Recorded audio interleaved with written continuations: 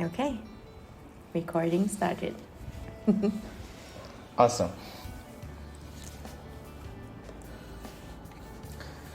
Okay, so for this session, Yeah. little awkward now. I feel like a lot of recordings would start this way, where there is nervous giggles to begin with. Okay, that's a good start. I remember when we used to start any meeting in our workplace, we used to start with some kind of games so that people are more engaged in that. Oh, because yes. now we are now two people here. I'm not sure if playing games will make sense. You don't know. Some games can be played with 2 players. Yeah. Maybe we can just take turn and just introduce ourselves. Okay, so I am Saf. What else am I going to say about myself? I am Saf. I like to ask difficult questions, and I design learning for money.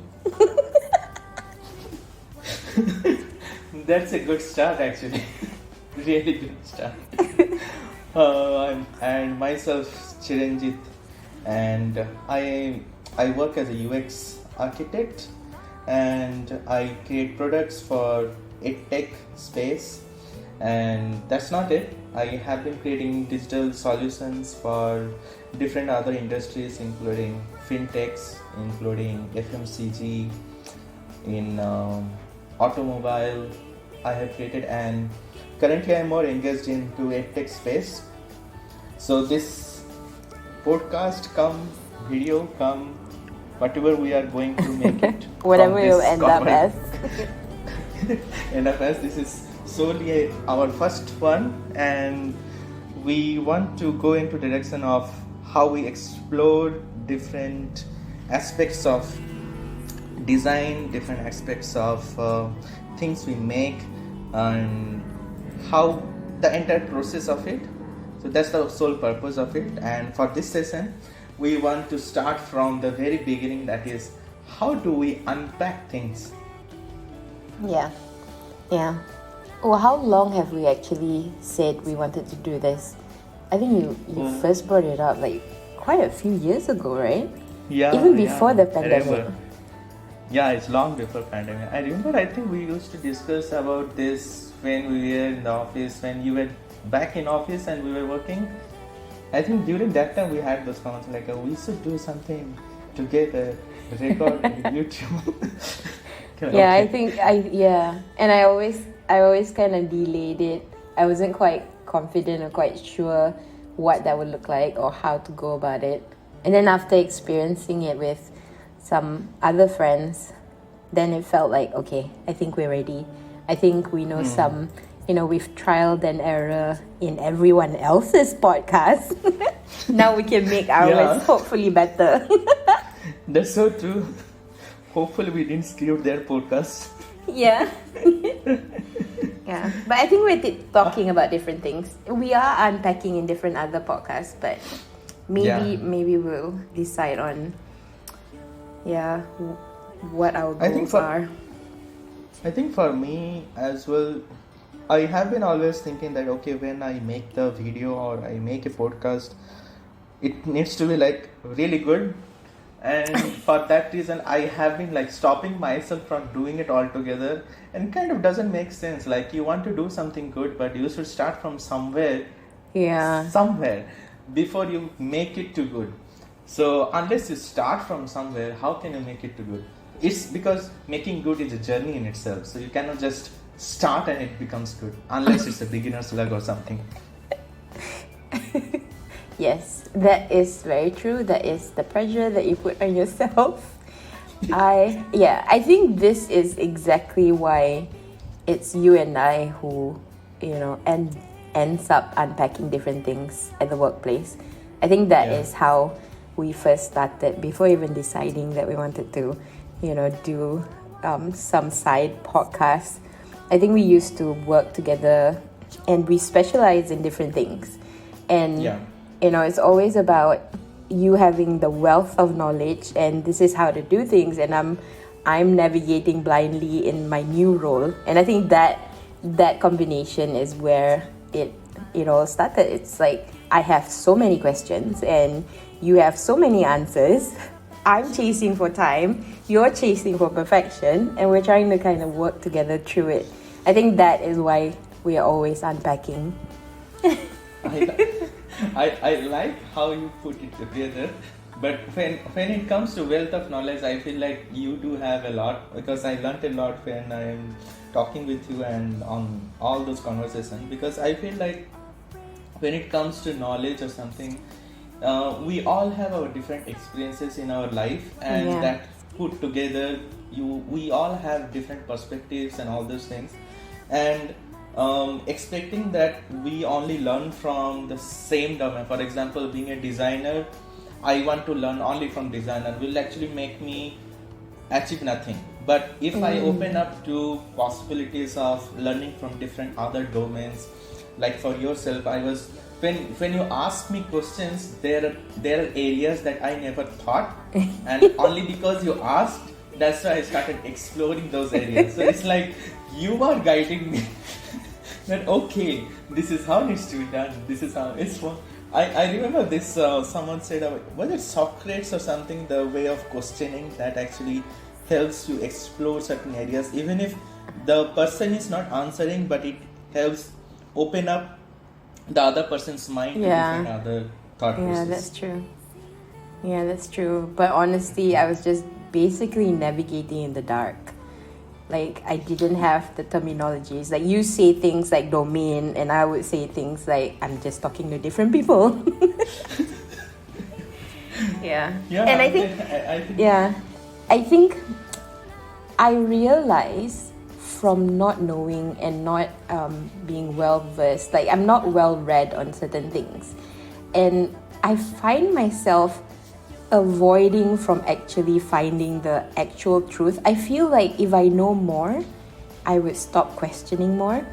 And so when I felt myself getting kind of addicted to just being curious, just being in the unknown, I find myself avoiding from actually reading materials out there, because some of the questions you could find the answers for, but I tend to avoid it. I tend to want to bring in the clean slate role into any discussion.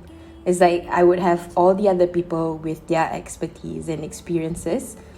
I'm going to come in and just ask questions because I'm just that, normal Jane Doe, not knowing and just poking around and see if, we could do things differently, because sometimes you just don't question things enough because you feel comfortable doing and just doing, That reminds me about one of my mentor. Like, I regard her as knowing so much in the space of design, UX, and all those things. That, but I have seen her how she is almost like how you are saying about the questioning. She always says that staying curious is the very nature of a maker, and at the same time, when you are curious, when you need to ask questions, you need to ask everything, you need to question everything, because once you take it for granted that okay, this is like this, that's it, that's where your learning stops. And when your learning stops, we start evolving, and when we stop evolving, we become stagnant. And if we become stagnant, then this entire human population, this entire humanity, we wouldn't have been here where we are today. It's just because of that curiosity, asking questions to ourselves. Sometimes we ask questions to others, sometimes in different places, and looking at it can be something ridiculous, like looking at the sky, it is blue in color. Why it is blue in color? Like, someone can see that as so ridiculous question, is such a stupid question. Oh, here's blue. What is that? Everyone knows. So you can go and just take it for granted. Okay, sky is blue. But why is it blue? Has anyone taught us why is it blue? Yeah, in our school they said that okay, we have this ozone layer, because of that it does that. But that very questioning habit is something that we need to inculcate in ourselves. I think that's the very nature I like about you, because when you are questioning, that actually shows that you are ready to improve or ready to learn more, and that also opens up possibilities. That is how I see it altogether. And no matter how much one knows, I feel like you will always know 0.0000001% of this universe.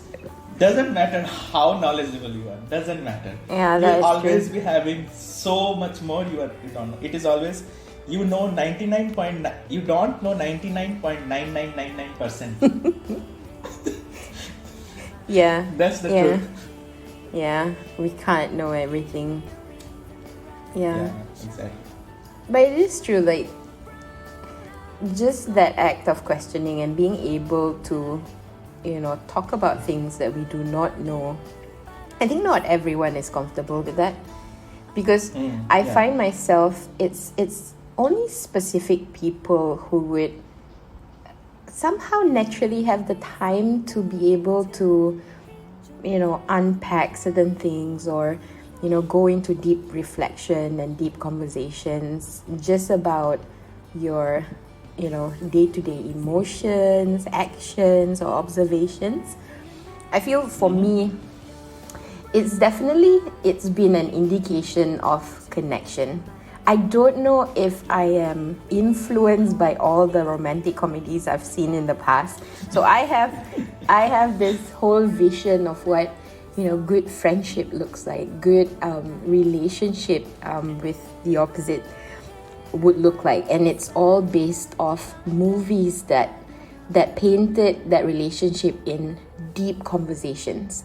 So I remember for relationships, boy-girl relationships, it's When Harry Met Sally. So that is one of the movies that really kind of made me feel, this is what I want in a relationship, where we could, talk for hours, and, suddenly it's the next day and we didn't even realize it, because we're just talking about different random things, and it just flows, and, it's a two-way conversation.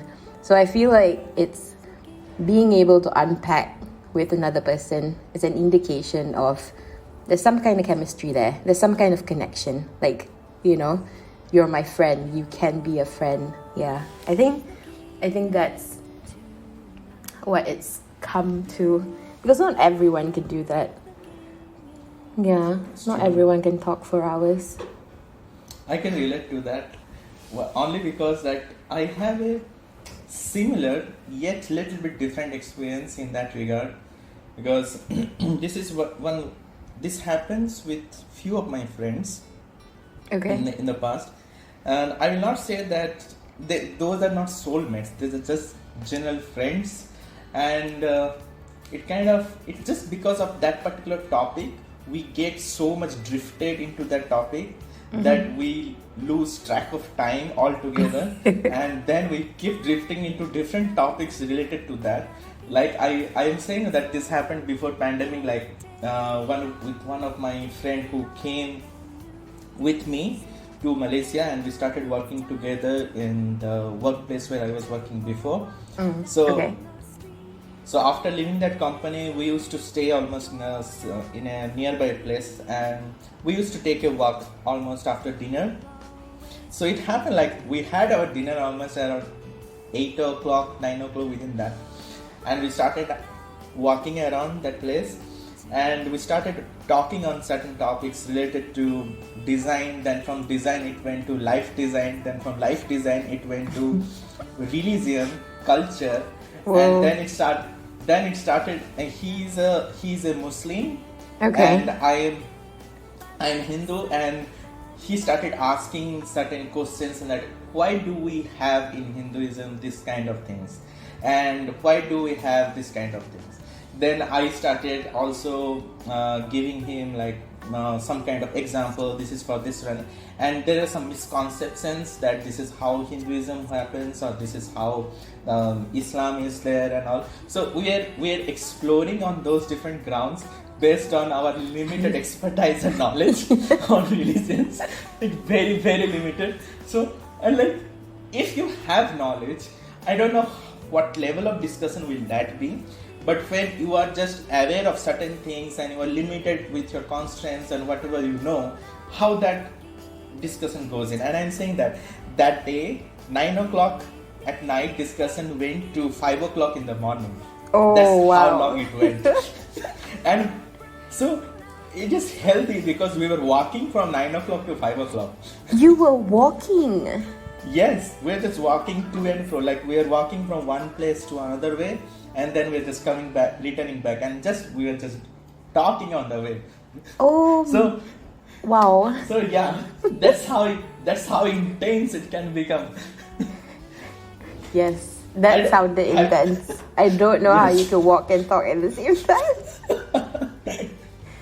So yeah, I think it was really crazy, and back even now, like when we have the conversation, we always remember those like, oh my god, how did we even do that? Like, exactly. So many hours walking and talking for so long. So consumed by the discussion. Yeah. I think it's it has to be a safe space. I don't think if it's not a safe space, there's no way you could, be completely ignorant about a topic, but yet, discussing that at length. Yeah. That's very true. Yeah. I wonder if sometimes it's like the reason why we're unpacking is not really that we're seeking the truth. It's almost like bouncing different thoughts on each other.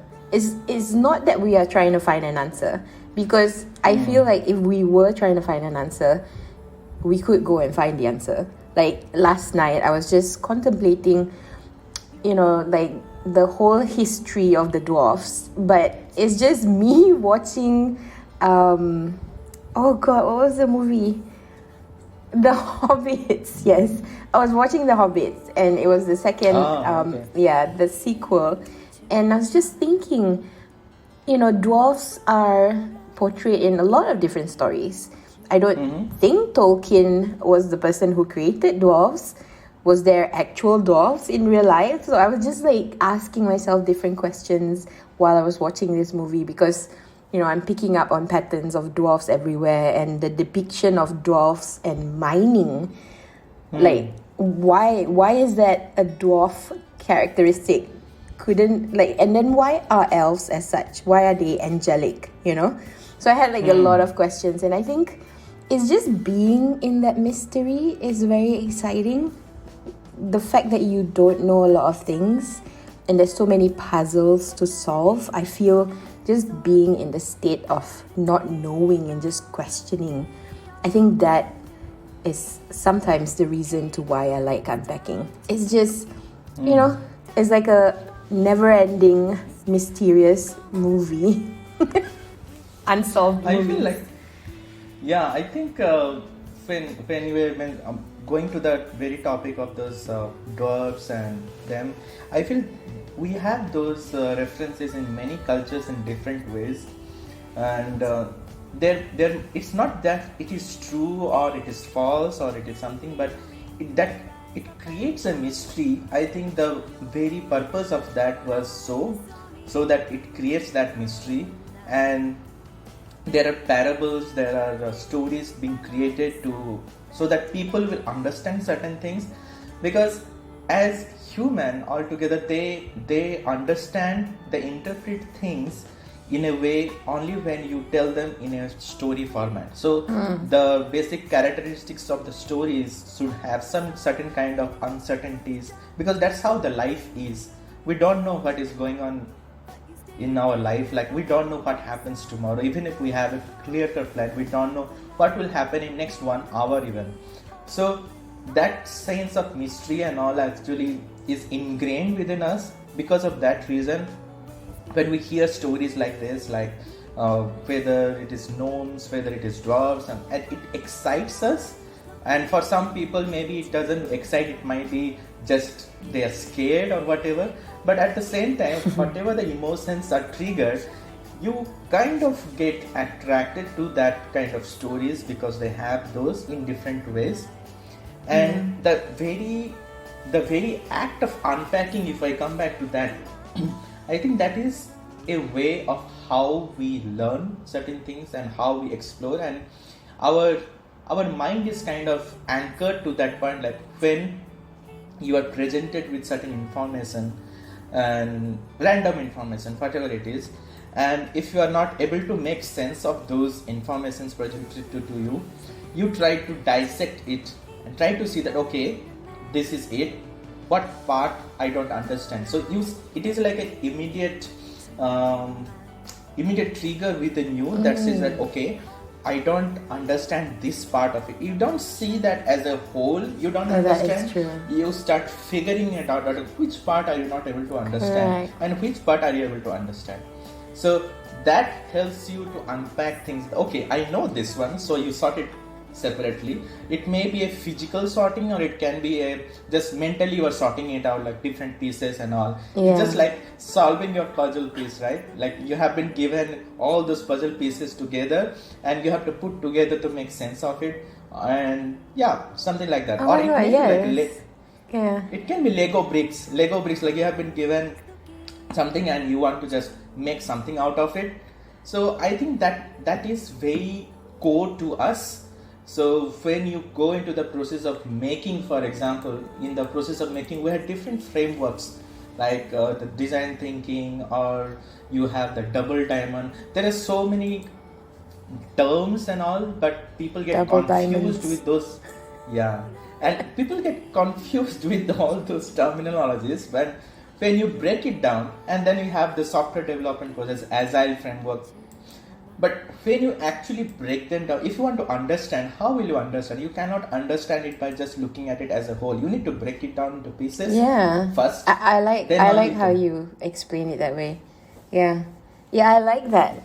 Because basically, essentially, unpacking is something that your brain goes through quite naturally, right? I don't know if it's for some people and some don't go through it, but us talking about it, intentionally unpacking, is actually using the methods that the brain goes through. And I like when you say dissecting, because it is true. When you're presented with something you don't know, what you do is you look at it and then you dissect it into pieces that you can understand, and then you try to find contextual clues to figure out what it is, and then you analyze, and then you're trying to seek for similar patterns from past experiences or things you've seen before.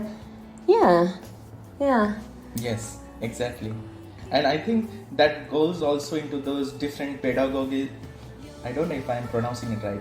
So all those pedagogies for the educations and all that we have, different frameworks we have, but people experiment with all those so that one who is in the receiving end of those education, who are actually learning, the students, they are able to learn. So basically what happens, someone at some point they realize that, okay, these are too much for people to learn at a time. Let's break it down into pieces. Let's say I want a person to learn rocket science.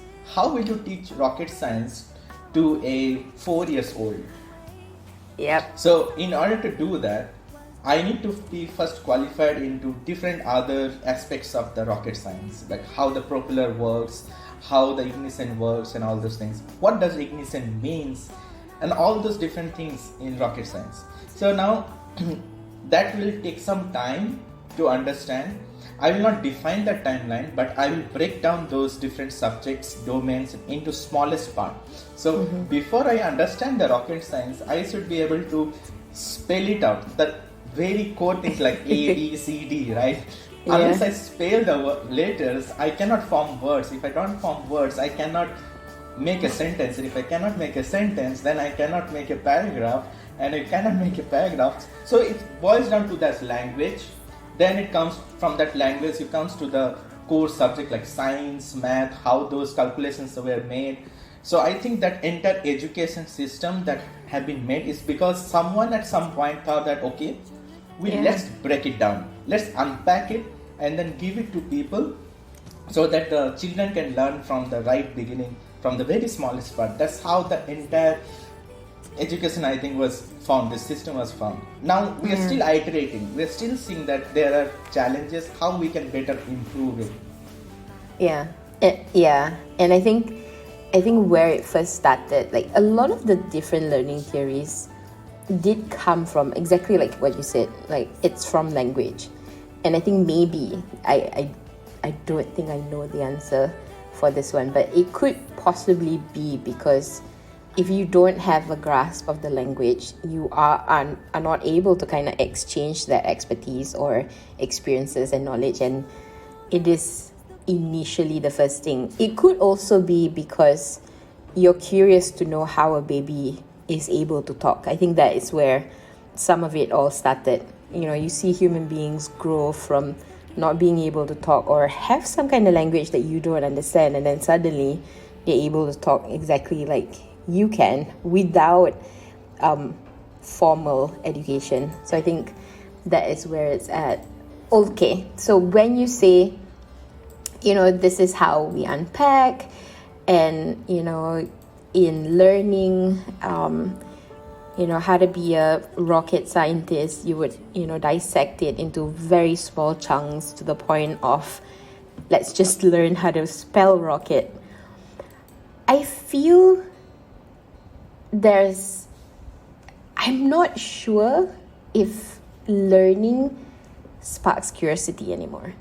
It's like the formal learning. I feel we've kind of put it out there so much, and people are trying to do it so much that the whole art of trying to spark curiosity gets lost in the need to control the outcome. Because if you're focused on wanting to develop rocket scientists, you are very, strictly focused on wanting this kid to actually achieve the things that you want that kid to achieve. And the whole essence of curiosity just disappears. Because curated curiosity, I don't know, I don't believe in it. I've never... It's always like the mind could figure out, you're actually tricking me to learn rather than you're allowing me the freedom to explore. I feel like a lot of project-based learning seems very manipulative rather than triggering curiosity. Yeah, I think I kind of relate to it because back in my school days, back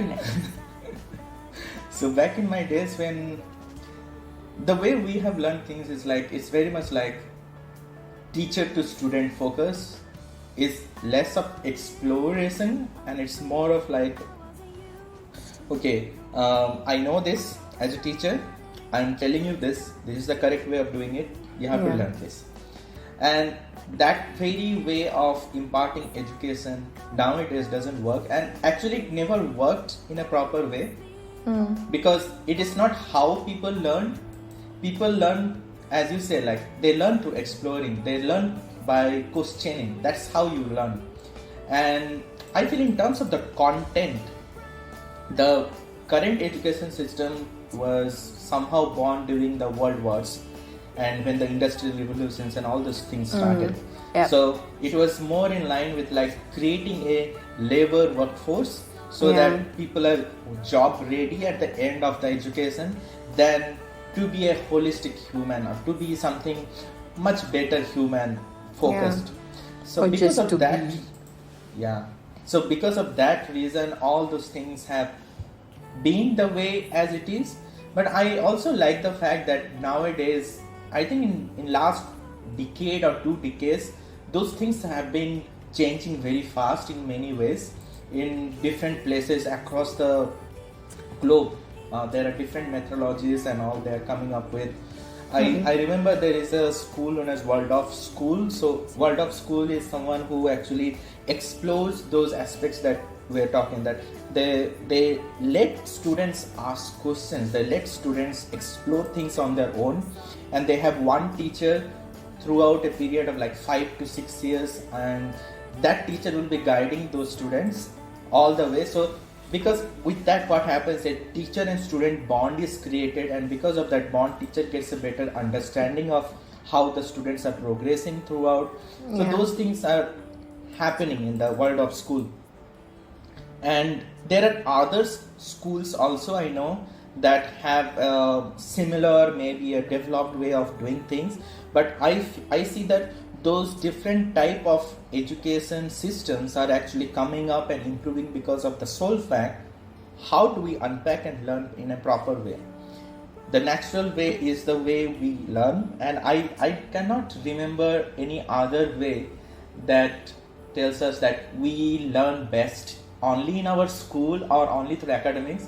Because as long as I remember, I feel like I learned more from my environment, by interacting with people, by all those conversations I had with people, than how much I learned only by reading a book.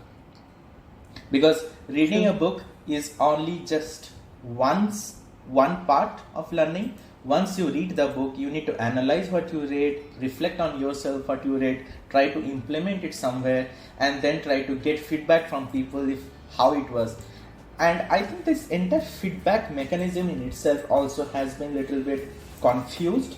People think that, okay, I have done this, show this to people, and then in the world of likes, loves, and reactions of social media, it has become like, okay, if likes are more, that means people like it, so this is good. But I think the feedback should be more in terms of constructive criticism. That is actually what improves people. And when you make something and put it out, and people start giving on how else you can make it better and all, that is what will be helpful towards you.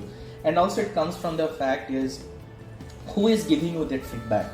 That also plays a role.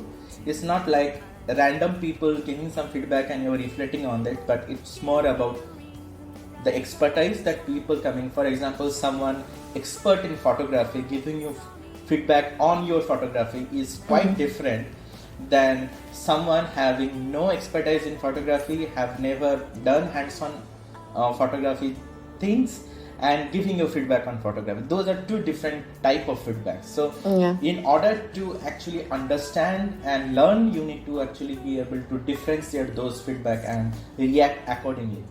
Someone said, I remember, if a master in a particular art giving a feedback on that similar art and giving constructive criticism that it's not so good and all, and if you react in not so good way to it, it's quite similar to you reacting to that from a person who has no expertise, and he or she say you are really good. So if you are responding to a person who has no expertise and he is telling you are good, and you are feeling happy about it, and you are feeling bad, if someone with expertise telling bad about that art, those two things are quite similar. It doesn't matter, because it should be the other way around or whatever. Okay, I think we've already unpacked different things while we're trying to figure out why we like unpacking. That is interesting. I wonder where we would go with this. Like, what kind of things are we unpacking? I remember you mentioned mythbusters, but I'm not sure that is what we are. I think it would be interesting for us to figure out exactly what are the type of things we're unpacking, or maybe the method or the approach that we take personally between you and I is what we offer here.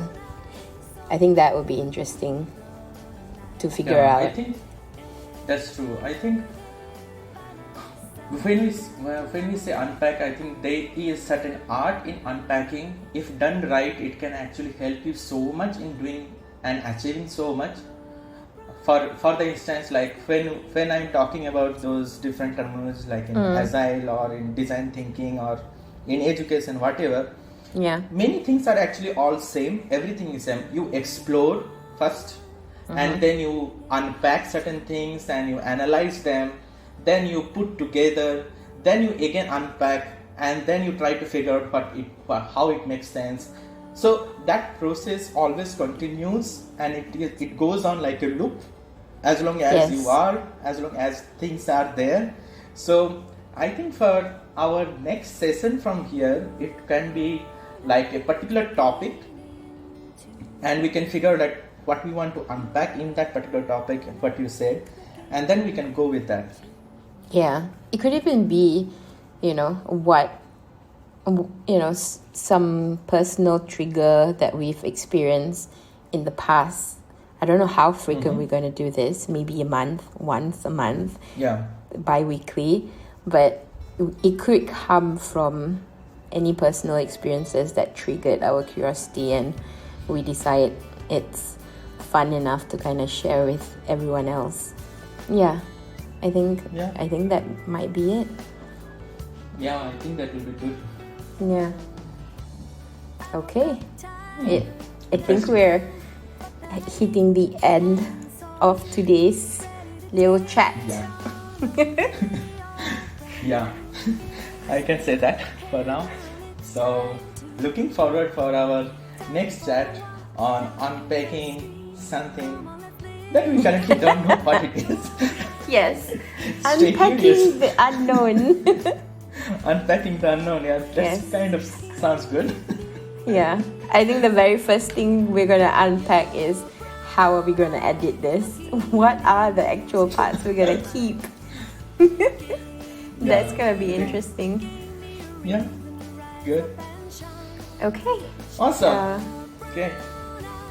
Let's stop recording. Yeah. 1, 2, 3.